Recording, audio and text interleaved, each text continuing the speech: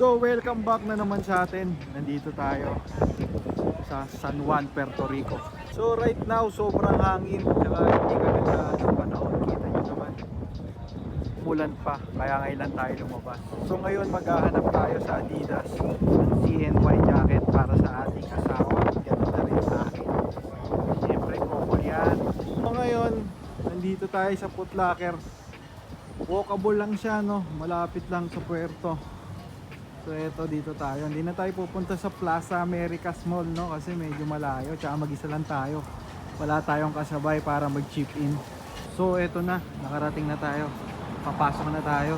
Actually minsan maraming tao dito lagi. So tignan natin. So eto na yung mga stock nila. Nagtatanong tayo kung meron yung gusto ko. So let's see, hintayin natin. So bigo tayong makahanap ng sapatos, no? Wala din yung gusto natin. Pero nandito tayo. Pupunta tayo ng Marshall, okay? So ngayon naglalakad tayo. Dito papuntang Marshall, Coach, tsaka Guess. So makikita natin. So kita kits. So dito, pag naglalakad ka dito, sa mga nakakaalam lang para lumilipad. Iba-iba kasi klaseng amoy ang maamoy mo dito. Iba-ibang flavor rin ng smoke. Tulad niyan, diba? Nakikita nyo na. Pag nandito ka, mataas talaga energy mo. So yun lang, let's go. So tulad nito, nandito na tayo. Pag magulang ka na talaga, unahin mo yung anak mo. So titingin tayo para sa dalawang anak natin. So yun lang. So ito, may nakita tayo para sa atin naman. So baka bilhin na rin natin.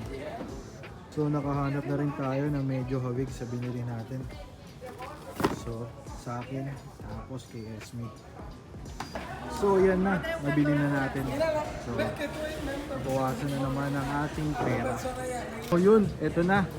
Babalik na tayo ng ship. Nabili na natin gusto natin.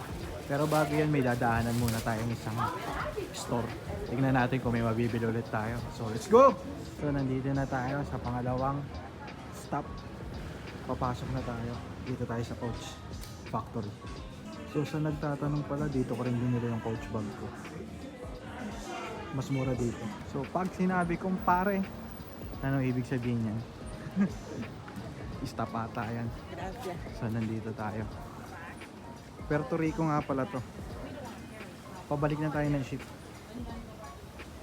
Pagod na at papasok pa tayo ulit. So yun, nasa puerto na tayo. So yun lang. So yun, papasok na tayo. So see you.